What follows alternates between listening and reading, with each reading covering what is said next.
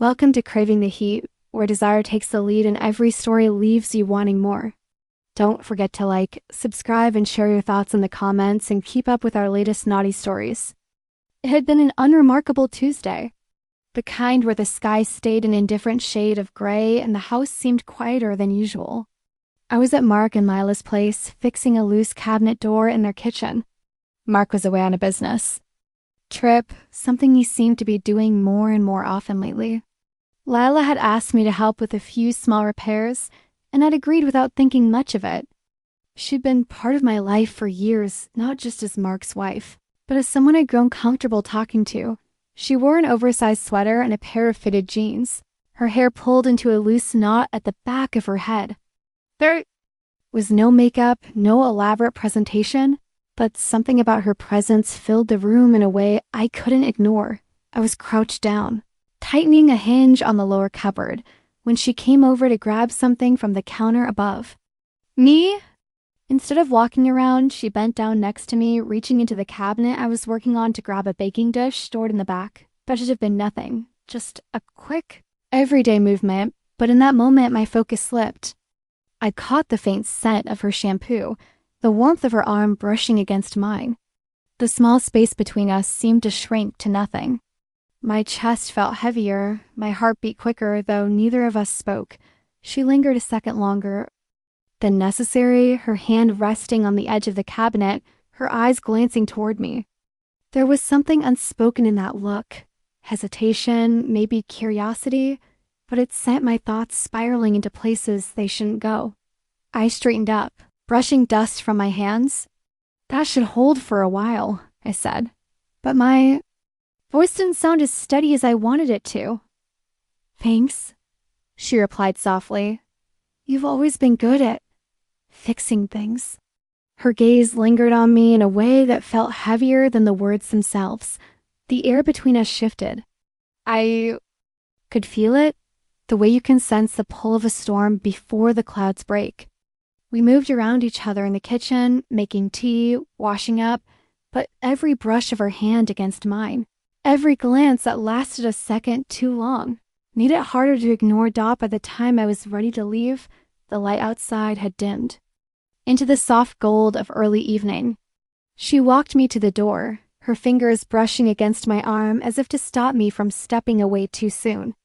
I turned to face her, and the expression in her eyes, a mix of uncertainty, longing, and something that looked dangerously like need, kept me rooted in place. We didn't speak. We didn't have to. The silence was thick, filled with the weight of everything we both knew we shouldn't do. But when she stepped forward and rested her forehead against my chest, I didn't pull away. My arms found their way around her, holding her closer than I should have. Dot. It was the kind of moment you tell yourself will end there. Just an embrace, just a slip in judgment.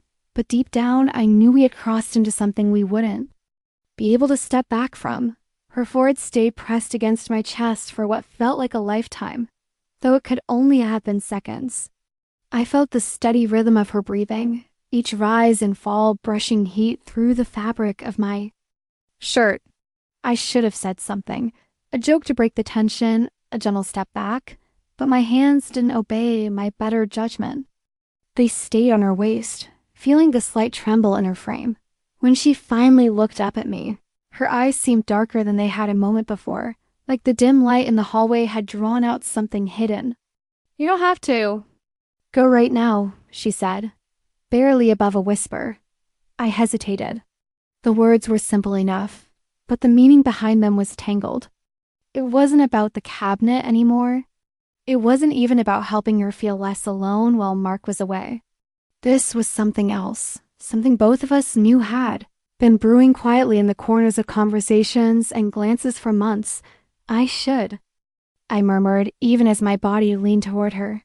But she stepped back slightly, not to push me away, to lead me in. I followed her into the living room where the evening light spilled in soft amber tones across the floor. The air was warmer here and quieter somehow, as though the rest of the world had faded outside the walls. She sat on the couch, curling her legs beneath her, and I took the chair opposite. For a while, we just talked about nothing in particular at first. Her work, the weather, the trip Mark was on. But the pauses between sentences grew longer. The way she looked at me carried weight that her words avoided. Then she asked it. Not directly, but in a way that made it impossible to miss. Do you ever feel like you're just waiting for something to happen? Like you're stuck between who you are and who you want to be? I didn't answer right away. My mind went to all the times I caught myself thinking about her when I shouldn't, wondering what it would feel like to be the one she leaned on. Not just in moments like this, but always. Yeah, I said finally. I know that feeling. Her lips curved in the faintest smile, though there was no humor in it. She shifted, pulling her sweater tighter around her, and I couldn't help noticing the bare skin of her collarbone catching the light dot. It was small, simple things like that which made my self-control feel thinner by the second.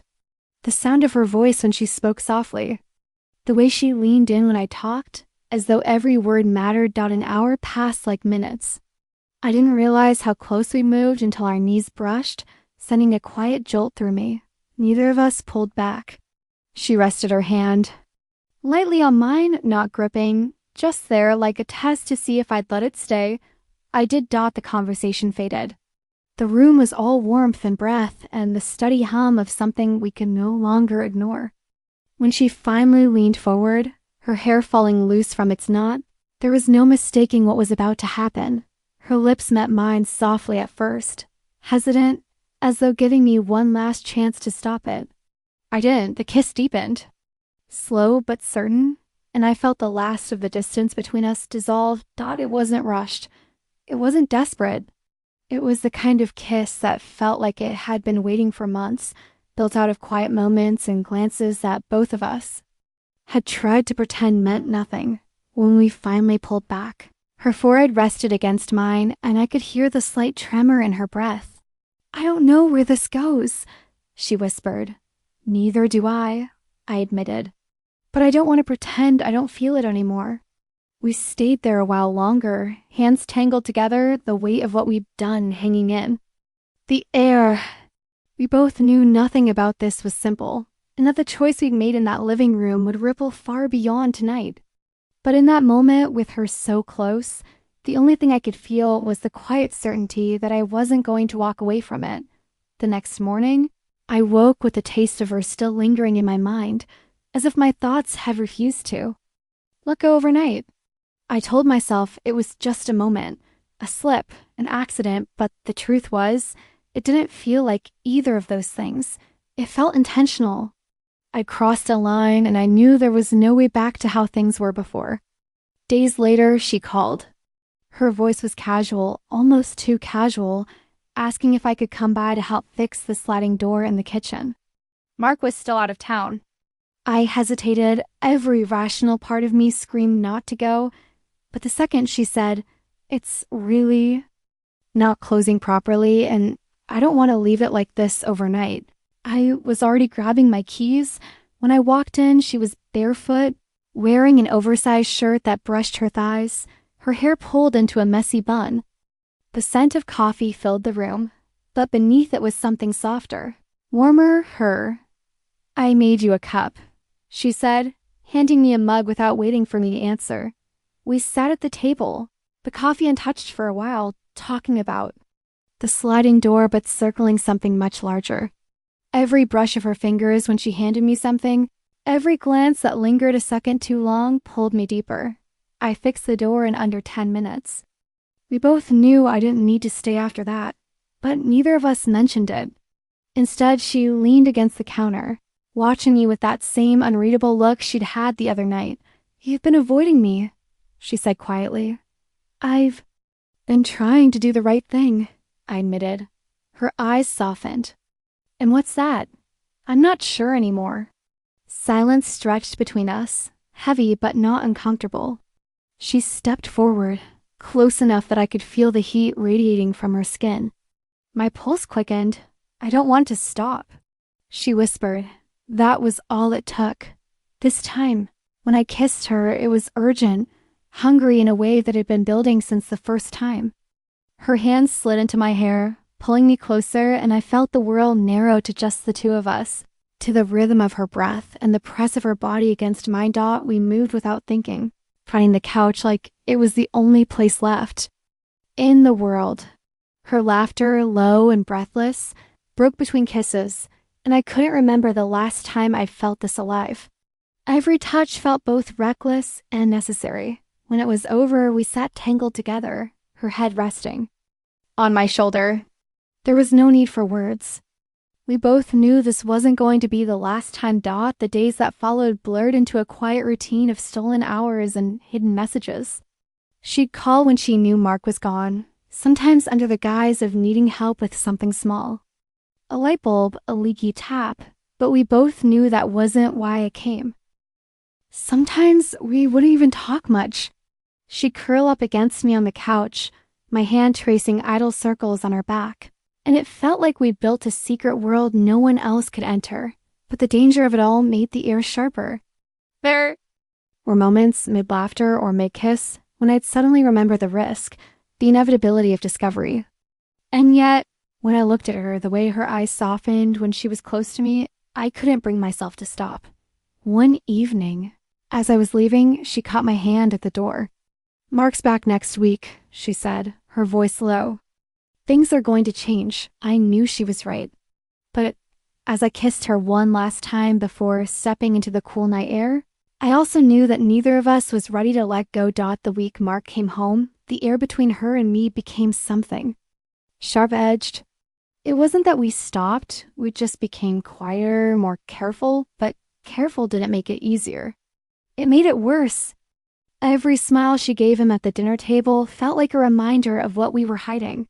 Every brush of her hand against mine in passing felt like an electric jolt we had to pretend didn't happen. Mark had always been the kind of man who took things for granted.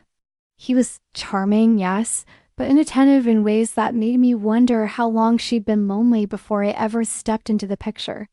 He worked late. He traveled often. He noticed big things but missed the small, and she was made of small details. One night, I stopped by to return a drill I'd borrowed. Mark was in the living room watching a game, his attention glued to the TV. She met me at the door. Her smile tight, but her eyes saying something else entirely. She took the drill from me, her fingers brushing mine deliberately, a whisper of connection no one else would catch. "Thanks," she said, her voice light enough for Mark not to notice. But the way her thumb grazed the back of my hand before she stepped away made my chest tighten. That night, my phone buzzed at midnight. I can't sleep. I stared at the screen. My better judgment told me to ignore it. But my better judgment had been losing for weeks. Me neither, I replied. "Come outside." It was raining lightly when I pulled up. She was already on the porch, wrapped in a long sweater, hair down. The kind of casual beauty that made my throat tighten. "You're insane," I whispered, stepping into the shadows beside her. "Probably," she said, smiling faintly. "But you came." We stood there for a moment, the sound of rain filling the silence. And then, as if neither of us could stop it, I kissed her, slow at first, then with the desperation that came from weeks of holding back. Her hands tangled in my jacket, pulling me closer, until the only thing that existed was the warmth of her mouth and the way my pulse pounded in my ears. It was reckless. It was wrong. And yet in that moment, it felt inevitable. Over the next month, we became experts in stolen time. We'd meet in places Mark would never think to look. The far side of the park at dusk, the old storage room in her father's empty shop, even my car parked beneath the overpass where no one went after. Dark. Each meeting carried that heady mix of danger and longing, every touch laced with the knowledge that we were running out of road. But it was the afternoons in her kitchen that undid me most. Sunlight streaming through the blinds, her humming softly. While making tea, the simple way she'd lean into me like we'd been doing this for years. It wasn't just passion anymore. It was something heavier, something I didn't want to name because naming it would make it real. One late afternoon, we sat at the table, our hands intertwined, when she looked at me and said quietly, "I think about leaving him." The words landed between us like a stone in still water. I didn't know whether to feel relief or fear. And then, what? I asked, my voice low. She didn't answer right away. She just looked at me, her eyes searching. Mine. I don't know, she admitted. But I know I can't keep living like this. The sound of the front door unlocking made her pull her hand back instantly. Mark's voice echoed from the hallway, and just like that, the moment was gone, buried beneath practiced smiles and casual words. But later that night, when I lay in bed, her voice kept replaying in my mind. I think about leaving him, Dot, and for the first time since this began, I wondered if we'd stepped into something far bigger than either of us had been. Ready for Dot the day after she told me she thought about leaving Mark, everything between us felt heavier. We didn't need to say it. We both knew that once a thought like that had been spoken aloud, it couldn't be taken back. We still moved carefully, still kept our voices low and our touches hidden. But the moments when we were alone burned hotter. Every time I looked at her, I thought about what life could be if she actually left him. A week later, we met at the little diner 2 towns over, a place with chipped coffee cups and creaky wooden booths that smelled faintly of bacon, grease, and cinnamon rolls. She'd chosen it because no one we knew ever came here. You've been quiet, she said, stirring her coffee without looking at me. I've been thinking, I admitted. If you left him, what would you want? Her eyes lifted, and there was something raw in them. Hope, maybe, or fear. I'd want this, you, without hiding. The words made my chest tighten in a way I didn't expect. I told myself I was fine with the shadows, with the stolen hours. But hearing her say that, it made me realize I wasn't. But before I could say more, her phone buzzed. She glanced down, and I caught a flash of Mark's name on the screen. The light in her eyes dimmed. I have to go, she said softly. That night, I couldn't stop thinking about how quickly the reality of her life had pulled her away from me. Over the next few weeks, it became a cycle, moments of closeness, followed by sudden retreat. She'd talk about leaving, then pull back. She'd kiss me like I was the only person she'd ever wanted, then disappear for days with some excuse about family obligations. One night, it all came to a head. She called me late, her voice trembling. Can you come over? He's gone for the night. When I arrived, she was standing in the kitchen, barefoot, wearing one of Mark's old shirts that hung loosely on her frame. The second she saw me, she crossed the room and kissed me, not careful, not cautious, but with the kind of need that felt like she was trying to erase every bit of doubt from her mind. We ended up on the couch, tangled together, the world outside completely gone. It was passionate, yes, but there was more to it than that. A desperation that came from knowing we were teetering on the edge of something irreversible. Afterward, we sat there in the quiet, her head on my chest, the ticking of the wall clock. The only sound. I can't keep doing this, she whispered. Then don't, I said. Leave him. Tonight. She sat up, staring at me like I just told her to jump off a cliff. It's not that simple. Why not? I asked, my voice sharper than I intended. You say you want this, but every time it gets close to being real, you pull away. What are you scared of? She didn't answer right away. Then, finally, I'm scared that I'll lose everything and find out you weren't worth it. The words cut deep, but I didn't flinch. Then let me prove I am. She looked at me for a long time before leaning in, her lips brushing mine. You already have, she whispered. We didn't know it then, but that night was the last time we'd be together without consequences, because the next morning, Mark came home early, Dot, and he saw something. I don't know if it was the way she looked at me or the fact that my jacket was draped over the back of their couch, but his eyes mirrored in a way that made my stomach drop. Dot, from that moment on, the air in that house changed. Mark didn't say anything directly, but there was an edge to his words, a sharpness in the way he moved around me. I could feel the clock ticking down, even if I didn't know when it would strike. And when it finally did, nothing would ever be the same. Mark didn't confront us right away. Instead, he hovered, watching, listening, measuring his words. It was worse than shouting would have been. He'd come into the room, see us together, and offer a clipped evening before. Walking out again, she told me she could feel it too. "He knows," she whispered one night when I slipped into her bedroom after Mark had gone to work a night shift. "He's just waiting." Her hands trembled as I cupped her face. "Then let's stop waiting," I murmured while her eyes darted. "To the door. If he comes home, I don't care." And I didn't. That night, the fear faded into something else entirely: urgency. Hunger, a need to prove that what we had wasn't just stolen time, but something worth fighting for. I pulled her closer, feeling every sharp breath, every shiver as my fingers traced the familiar lines of her back. She clung to me like she was afraid I might vanish, her lips desperate and unrestrained. We ended up on her bed, the moonlight spilling across the sheets. It wasn't just physical, it was every unspoken promise pressed into each kiss, every whispered word of love and need that we couldn't say in daylight. "You're the only place I feel alive," she breathed against my ear. I didn't say anything at first. I just held her tighter.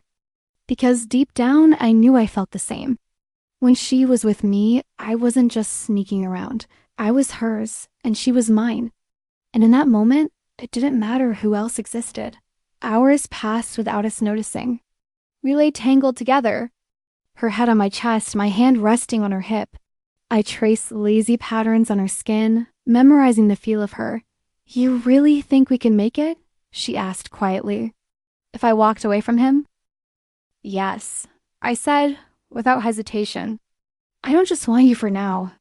I want you for the mornings, the arguments, the growing old, all of it." Her smile was soft, almost shy, and for the first time she didn't pull away from the idea. "Then maybe it's time. But the thing about plans is they have a way of unraveling before they can take shape," because the very next day, Mark came home early again. This time, he didn't just look. He stormed into the kitchen where we were standing too close, my hands still brushing hers from passing a coffee mug. "What the hell is this?" he demanded. Her face went pale. "Mark, no, don't." "Mark me. I've seen the way you look at him. I'm not stupid." He turned to me, his voice like ice. "And I trusted you." I opened my mouth, but she stepped forward. "This isn't his fault," she said, her voice shaking but steady. "It's mine. I fell in love with him." Silence. Mark stared at her for a long, unbearable moment. Then he laughed, a short, bitter sound. "You think love excuses this? You think it makes it okay?" "No," she said, "but it makes it real." That was when I knew there was no going back. Whatever came next, the shouting, the accusations, the heartbreak, we had crossed the line completely. And as she reached for my hand in front of him in the full light of day, I realized I wasn't afraid anymore, because passionate love, the kind that sets your life on fire, doesn't ask for permission. It demands to be lived.